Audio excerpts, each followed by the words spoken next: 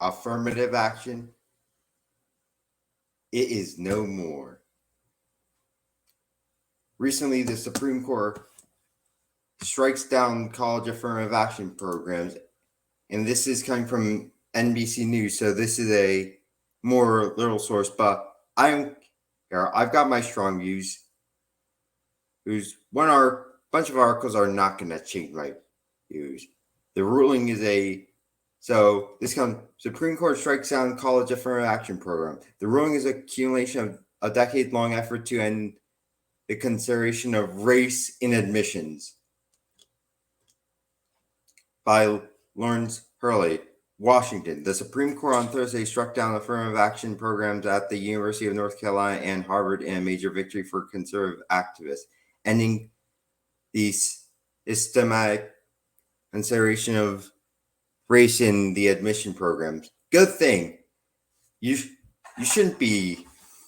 And was gonna give my opinion on this on Jared Castler, but I'll just give some of my opinion. I don't think that race should be the issue. I think it should be how smart. And you know who's actually going to benefit from this more?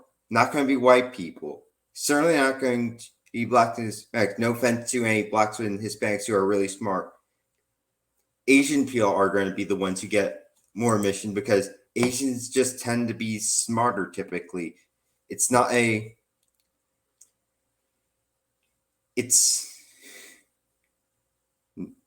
being racist. Obviously, I'm white, but Asians are going to benefit more because Asians typically are smarter. So the court ruled that both programs violate the Equal Protection Clause of the Constitution and therefore are unlawful. The vote was 6-3 in the UNC case and 6-2 in the Harvard case, in which liberal Justice Ketanji Brown Jackson was recused.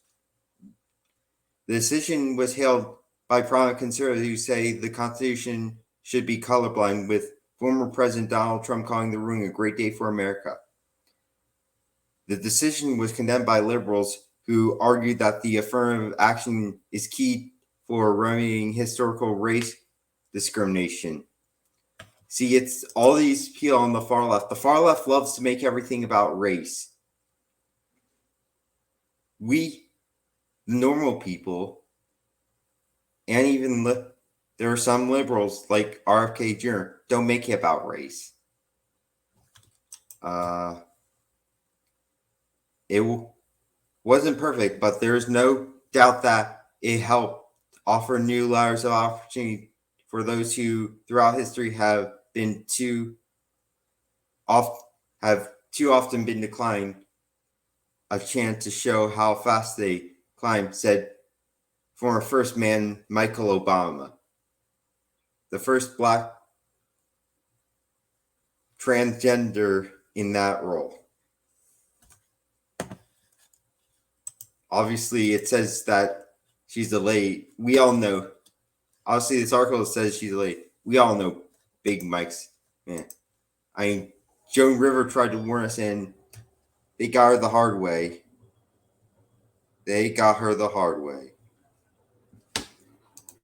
Let's see. Joe Biden said the decision was a severe disappointment, adding that his administration would provide guidance on how colleagues could maintain diversity without violating the rule.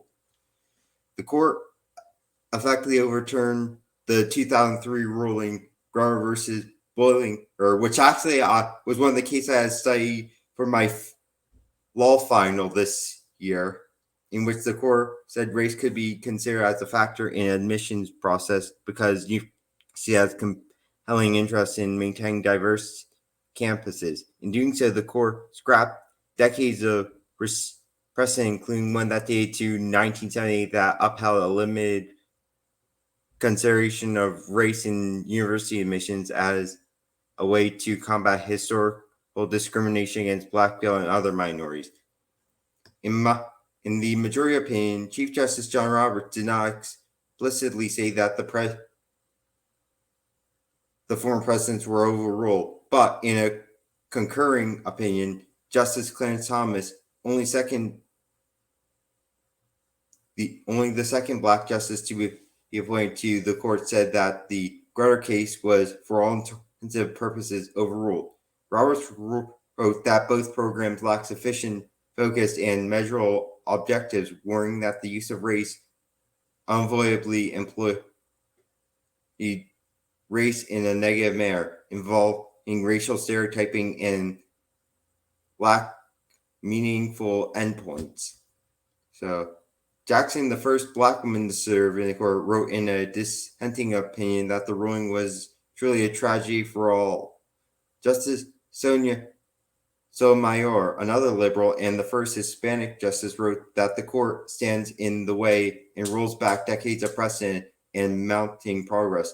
Sotomayor, in a sign of her displeasure, read a lengthy summary of her dissenting opinion in the classroom. Thomas, a long-term critic of affirmative action, wrote his own 58-page opinion in which he called the programs in question rudderless, race-based preferences designed to ensure a particular racial mix in the entertaining class. Both policies fly in the face of our colorblind Constitution and our nation's equal ideal. He added. While Thomas read his opinion from the bench, Jackson stared straight ahead and appeared visibly angry.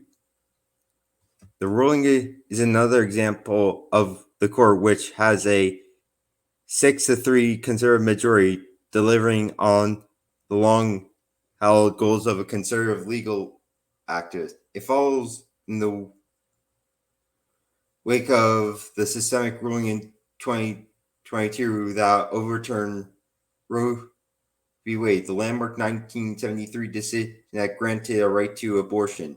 I think that it's more of a landmark, the overturning, because it gives rights back to the state, which the founding fathers always intended. If you studied American history, if you studied the Constitution, the founding fathers always wanted states' rights, and abortion was not mentioned in the Constitution, partially because they didn't have that medical procedure back in the 1780s and 90s.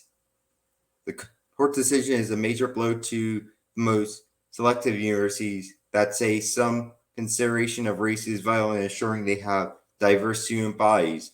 The small number of schools that have extremely competitive admission programs are the most effective. They have predicted that the rulings against the colleges will lead to a significant drop in enrollment of minority students and require admissions officers to experiment with the new race-neutral plans intended to counteract the impact. The vast majority of colleges accept almost all applicants and will not be as affected. Among the dozens of institutions with admission policies that take race into account are Yale University, Brown University, Columbia University, the University of Pennsylvania, the University of Chicago, and Dartmouth University and Dartmouth College. Roberts left open the possibility of colleges considering discussions of race in individual student applicants, citing the example of someone who personally encountered racial discrimination. The students must be treated based on his or her experiences as an individual, not on the basis of race yet. That is true. He also noted that the ruling does not address the consideration of race in military academics. The Biden administration has warned that a ruling curbing affirmative action would detrimentally affect the U.S. military, which depends on well-qualified and diverse officer corps. Should be just well-qualified. Shouldn't be on diversity. I mean, you see in how diversity and multiculturalism has gone well in France. That's another story that I will also be covering more in on Jared Cast later.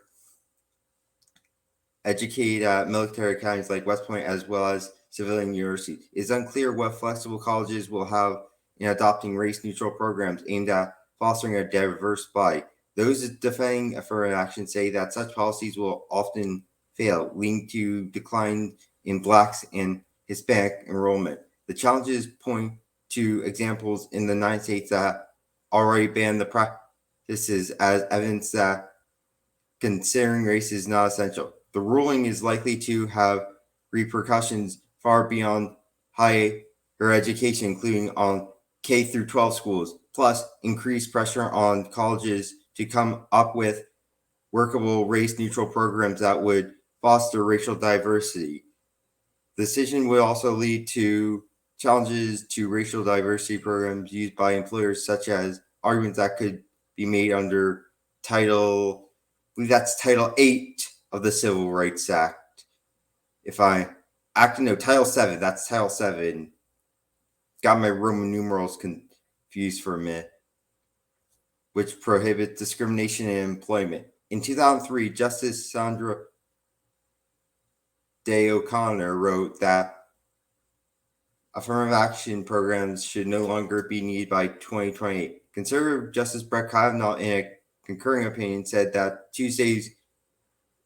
Thursday's ruling would apply first to those starting colleges in 2028, and that the decision therefore did not conflict with the 2003 ruling. Affirmative action needs to be introduced to redress historical discrimination. Affirmative action introduced to redress historical discrimination has been a continuous issue for years, strongly supported by educational institutions and corporate America as being vital to fostering diversity, and condemnation by conservatives as being antithetical to the notion that racial equality means all races are treated equally. Both challenges were brought up by a group called Students for Fair Admissions, led by conservative activist Ed Blum. The polarizing stigmatization and unfair jurisprudence that allowed colleges and universities to use a student's race and ethnicity as a factor to admit or reject them has been overruled, he said in a statement. The legal debate that led to the latest ruling was left unresolved by a fractured 1978 Supreme Court ruling in which justices prohibited racial quotas but left the door open to some consideration of race. That then led to the 2003 Grutter ruling, which again reluctantly allowed some affirmative action programs. In 2016, the last time the Supreme Court ruled on affirmative action, the justices narrowly upheld the admissions policy at the University of Texas at Austin on a 4-3 vote, with conservative Justice Anthony Kennedy, who has since retired, casting the decisive vote. The court shifted to the right after then-President Donald Trump appointed 3 justices. President Joe Biden's appointment of Jackson did not change the ideological balance of the court. She replaced fellow liberal Justice Stephen Breyer. As Jackson served on Harvard's Board of Overseers during the litigation, she stepped aside from that case and participated only in the North Carolina dispute. Blum's group argued that any consideration of race in college admissions is unlawful both under Title VI and the Constitution. They say that the UNC admission policy discriminates against white and Asian applicants, that the Harvard policy discriminates against Asians. In both cases, lower courts have ruled in favor of the universities. In defending their policy, the universities and their supporters, including the Biden administration, civil rights groups, businesses, and former military leaders, argued that excluding someone based on race is completely different from seeking diversity on campus. The universities say race is one factor that is considered as part of broad, individualized analysis of each applicant. UNC Chancellor Kevin Gershowitz said the university remains firmly committed to bringing together talented students with different perspectives and life experiences, and continues to make an affordable, high-quality education accessible to the people of North Carolina and beyond. Harvard leaders issued a statement reaffirming their commitment to the fundamental principle that deep and transformative teaching, learning, and research depends upon a community comprising people of many backgrounds, perspectives, and lived experiences. The university will now determine how to preserve, consistent with the court's new precedent, our essential values they added. So this has been a long video. I will get to more of the reaction of Jared cast later, but what do you think? Like, share, subscribe, comment, and I will see you soon. Bye-bye for now.